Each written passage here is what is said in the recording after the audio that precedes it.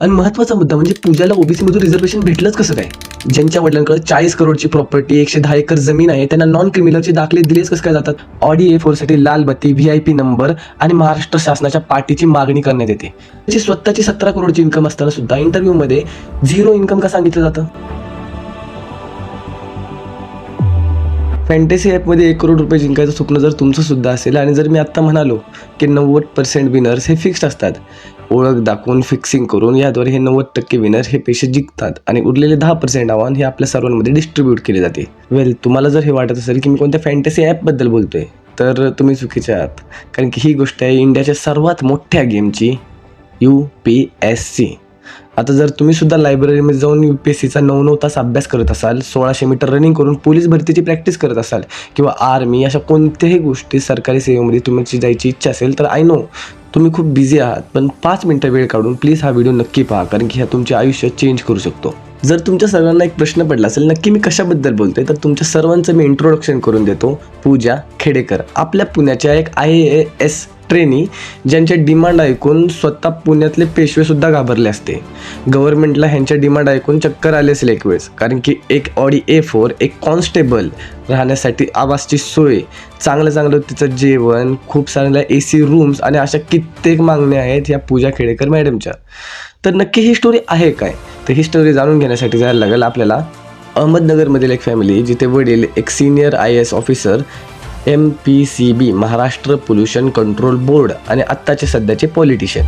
आई भागरगावची सरपंच, ज्यांचा एक video leak झाला होता ज्यात बंदूक घेऊन त्या एका शेतकऱ्याला धमकी देत होत्या.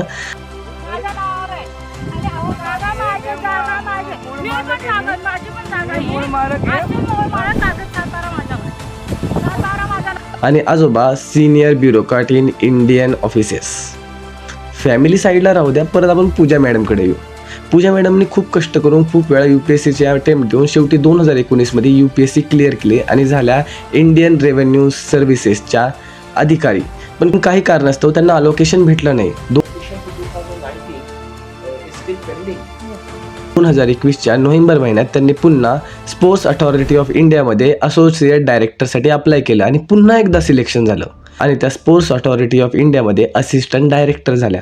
पण पूजा मॅडम तिथंच थांबणाऱ्या नव्हत्या. त्यांनी पुन्हा एकदा UPSCचा मार्ग निवडला आणि ह्यावेळेस त्यांचं लक्ष होतं IAS ऑफिसर.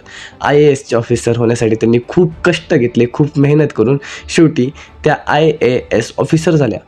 माझे कित्येक मित्र आहेत जे 1600 मीटर रनिंग करतात डेली, 5-5 वर्ष ते मेहनत करतात आहेत, 9-9 तास अभ्यास करतात आहेत, 8-8, 9-9 तास लायब्ररीमध्ये डब्बा घेऊन जाऊन अभ्यास करतात आहेत, पण त्यांचे MPSC UPSC सारख्या इव्हन इनफॅक्ट पोलीस भरतीसारखे पेपर निघत नाहीत.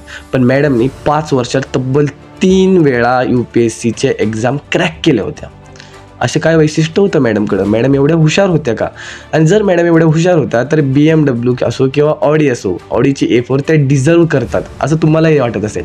थांबा, स्टोरी अजून यायची आहे पुढे. आता मॅडम IAS तर झाल्या, पण कसे काय? मॅडमने 2 रिझर्वेशन घेतले होतं. First is OBC open backward classes. हे तेच रिझर्वेशन आहे ज्यासाठी मराठा समाज हा तब्बल 1 वर्ष झालं अपील करत आहे, भांडत आहे. आणि दुसरं म्हणजे PWBD person with benchmark disability.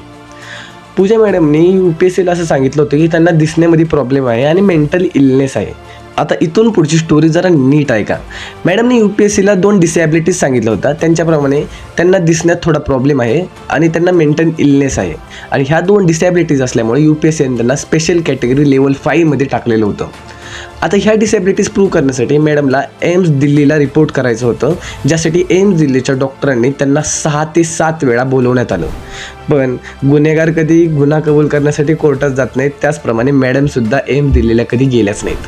मॅडमनी मला कोरोना आहे, मला MRI स्कॅनची भीती वाटते यासारखी कारणं सांगून दरवेळेस एम्सला जाणं टाळलं आणि शेवटी एम्सच्या डॉक्टरांनी 2022 सप्टेंबर महिन्यात एम्सच्या डॉक्टरांनी DOPTला एक पत्र लिहिलं, डिपार्टमेंट ऑफ ट्रेनिंगला, की पूजा मॅडमला कित्येक वेळा आम्ही वैद्यकीय चाचण्यांसाठी बोलवलं गेलं पण त्या वैद्यकीय चाचण्यांसाठी उपलब्ध नव्हत्या. आणि नोव्हेंबरमध्ये पुन्हा एक लेटर लिहून अशा वैद्यकीय चाचण्यांना उपस्थित राहणाऱ्या कॅन्डिडेटला कृपया करून IAS बनवण्याचा विचार करावा, ह्या पद्धतीचे 2 पत्र एम्सकडून लिहिण्यात आली. आता ह्या गोष्टीसाठी मॅडम गेल्या कॅटकडं. कॅट ही गव्हर्नमेंटची अशी बॉडी आहे जी रिक्रुटमेंटच्या वेळेस जे असे डिस्प्यूट होतात ते डिस्प्यूट सोडवायचा प्रयत्न करते.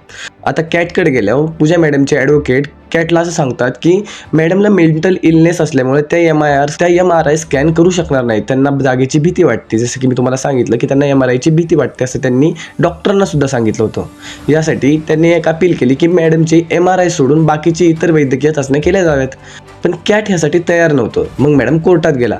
कोर्टाने मॅडमच्या बाजूने कल देत MRI सोडून बाकीच्या वैद्यकीय चाचण्या करा असं एम्सला आदेश दिले. आणि इथून पुढं मॅडमची ट्रेनिंग चालू झाली.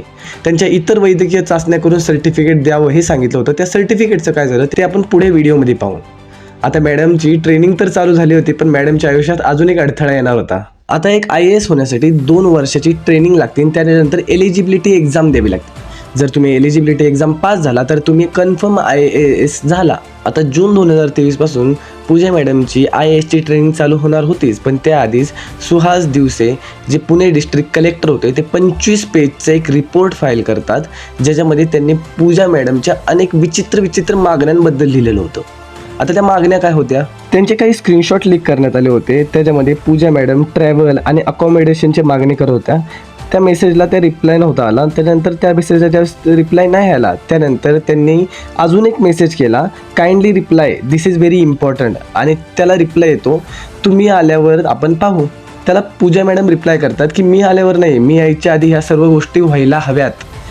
एक ट्रेनिंग ऑफिसर यायच्या आधी अशा डिमांड करत होते. आणि हे तर काहीच नाही, पूजा मॅडमने ज्यावेळेस डिस्ट्रिक्ट कलेक्टर मुंबईच्या 4 दिवसाच्या दौऱ्यावर गेले त्यावेळेस त्यांचं ऑफिसच घेतलं आणि त्याच्यामध्ये फर्निचर चेंजेस आणि लेटर हेडची डिमांड केली. आणि काही दिवसातच त्यांची बाहेरची पाटी चेंज करून पूजा मॅडमने स्वतःची पाटी लावली. ये वही एंटी चैम्बर है एडिशनल कलेक्टर साहब का, जहां पर मैडम ने रिक्वेस्ट करके किसी दूसरे के कैबिन को अपने कैबिन में कन्वर्ट कराया था. और अब आप जहां सोफा देख रहे हैं ठीक इसी दीवार के यहाँ उनकी चेयर थी और ये जो टेबल है यहाँ टेबल लगा था.